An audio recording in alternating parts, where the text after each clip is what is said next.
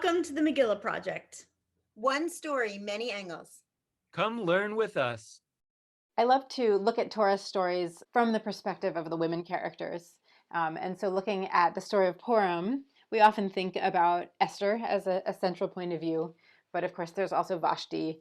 And my heart is close to Vashti as someone who refuses to do what's expected and demanded of her by the person in power, who here happens to be the king, her husband, and who instead says, I'm going to do what feels right to me, even if that gets me kicked out of the palace. And in fact, maybe I'll be better off for getting kicked out of the palace. That second part is my own interpretation. It's not in the text. So I wanted to really think about what the Purim story would look like through the eyes of Vashti. If Vashti were the main character, not Ahasuerus, not Esther, but Queen Vashti, who's kind of out of it after the beginning of the story. But what if that was the center of the story? And what if this moment of kind of, in my opinion, courageously refusing to do what's expected and demanded of her were really central to how we see that story.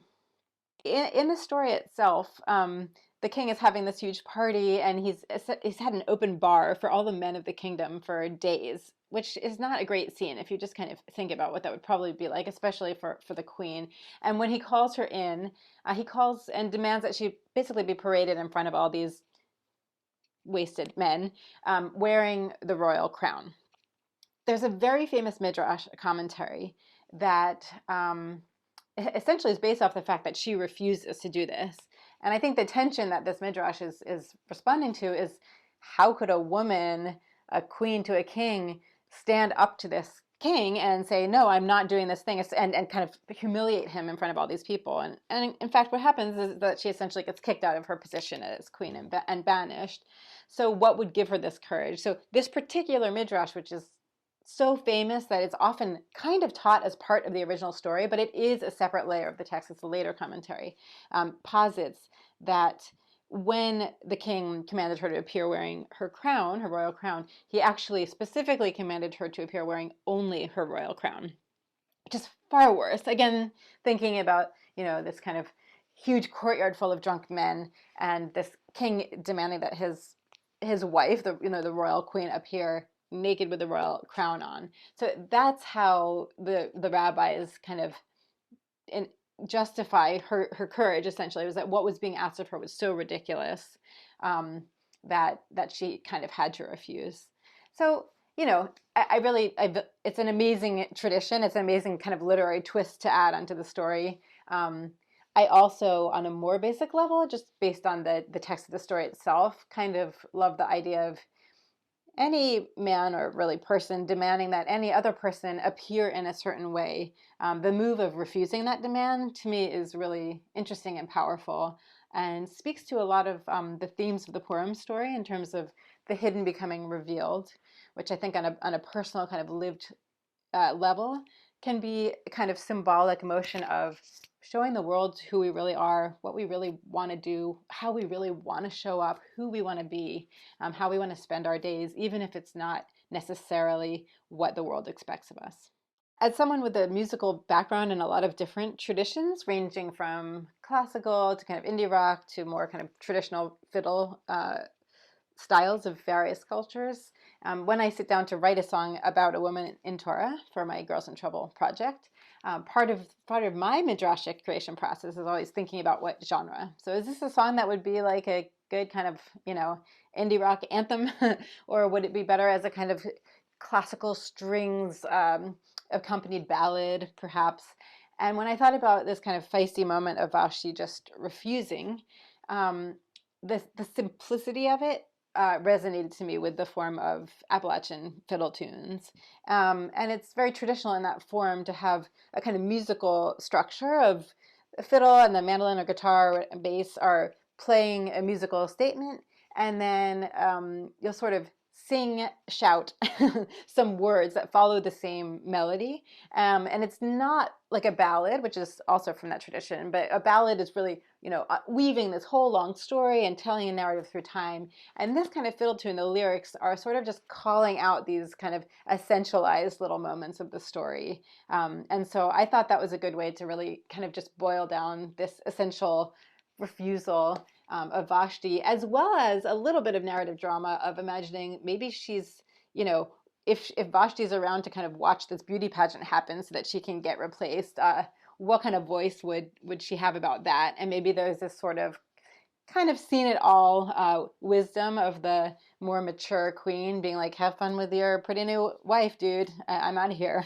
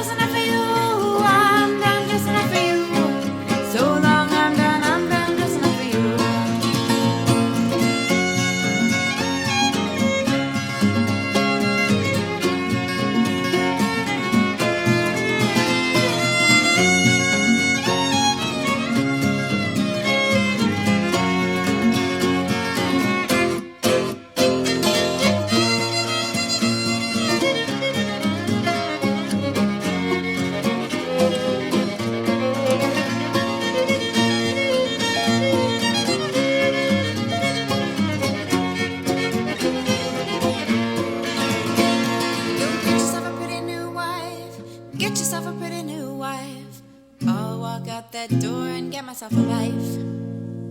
I'm done dressing up for you. I'm done dressing up for you. So long, I'm done dressing up for you.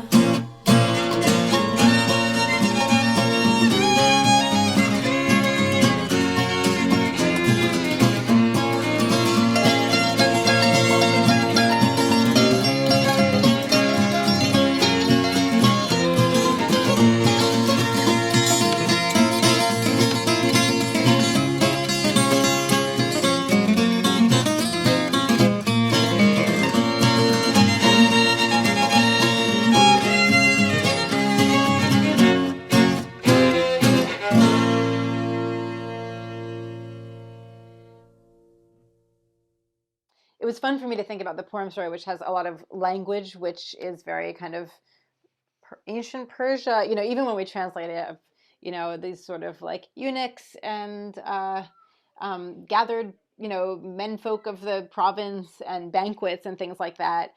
It was really fun to translate it into really my imagination of a contemporary event. So like, I mean, the first verse is just kind of refusing to dress up for him, right? So I kind of took the specific crown line, and I made it a little more general of like, how many times every day is some partner saying to the other partner how they want them to look or act, right? So, and then in the second verse, it's about thinking that, you know, you say these people are your friends, but where are those people going to be when the party ends?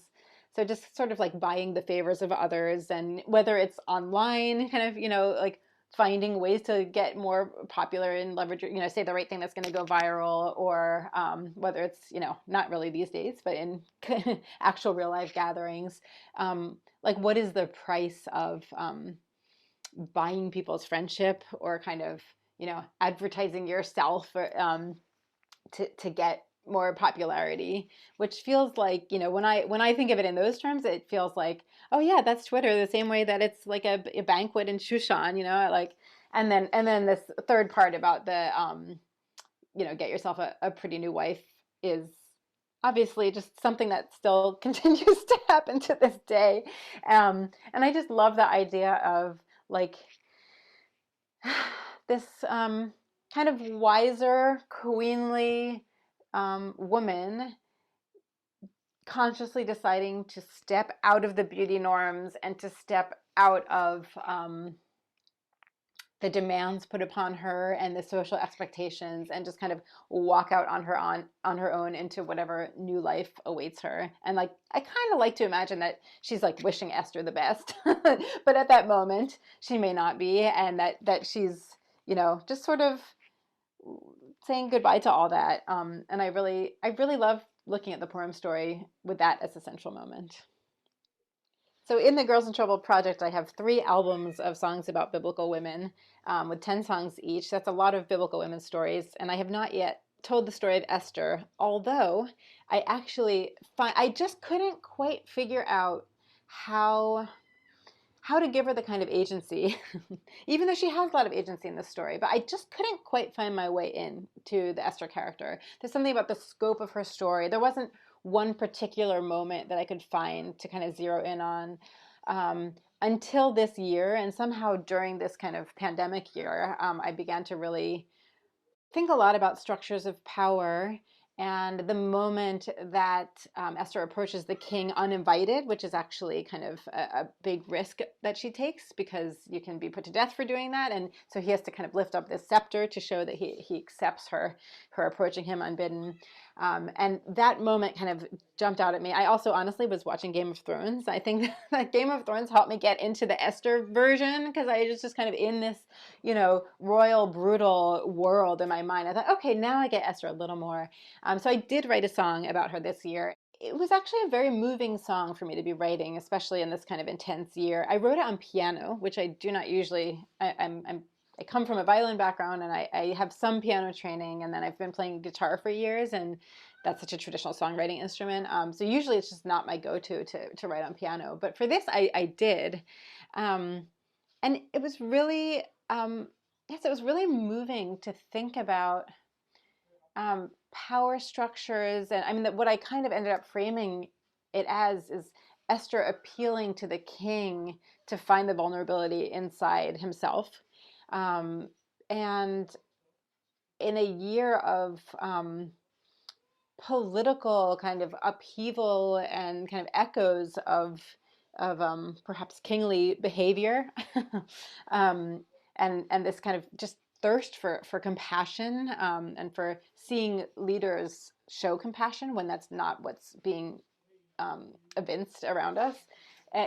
I really did connect to her, and I really felt that I, in a way, was speaking, very, very directly, kind of, if I had an audience with the people in power over the past year, I think I would have tried to say something similar. So I didn't have an audience. And so this was my way of sort of moving through that time. And Esther was kind of by my side. I mean, I really felt her presence this year.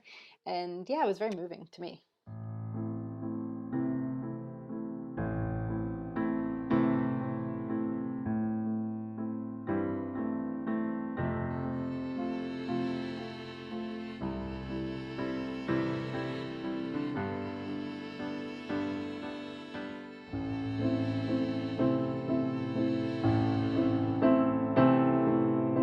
Lift up your scepter to me, my Lord, so that I might speak my mind.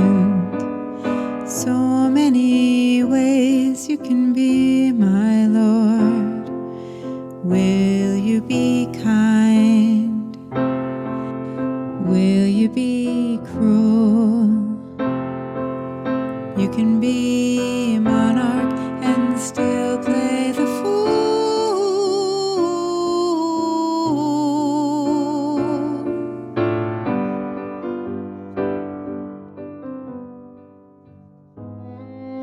My people's different from yours, my Lord. Does that have to be wrong?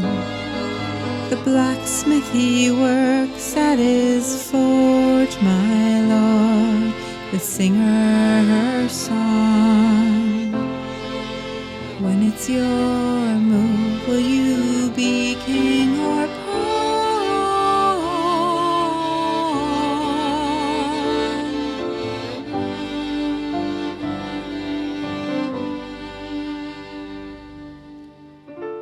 And when they tell our story 1,000 years or more from now, will you still feel the glory of whether some poor man bowed down to you?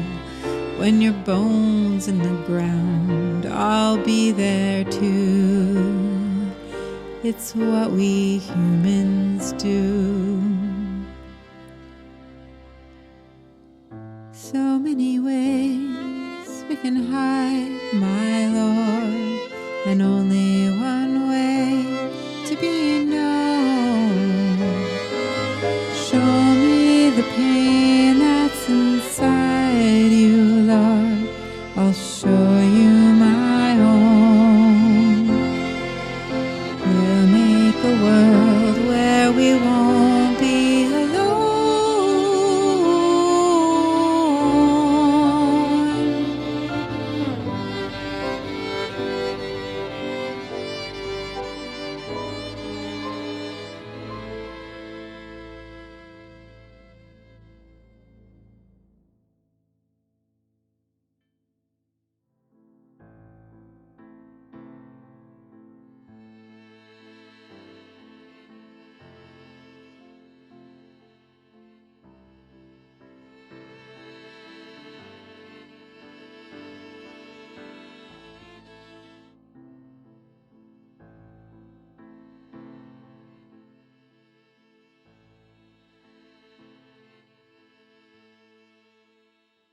It's easy to also, identify always with the sort of like vulnerable person speaking truth to power. But I think there's also another level of this in thinking about Vashti and Esther and Achashverosh and everyone, of like, how are we the person in power, each of us in our lives or on a structural level, and how can we be better at making that move of listening to the person who is young or, in in any way. So there's so many ways that we can sort of just, it's so natural to just kind of slip into the power that we have, and not necessarily understand what it means to listen from a position of power. I think that's it's a balance, and it's a kind of delicate move to listen from a position of power. And I think the older I get, the more I respect those biblical characters for doing so. I think before I was always focused on the person speaking truth to power. And the older I get, I think, wow, also Judah and the high priest, in the stories of Tamar and Hannah, were able to listen and transform their behavior and publicly admit wrong.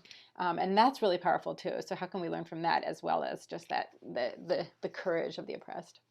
I think the central point is really growth. Like, where is their growth? And wherever they start from, is there transformation in that character?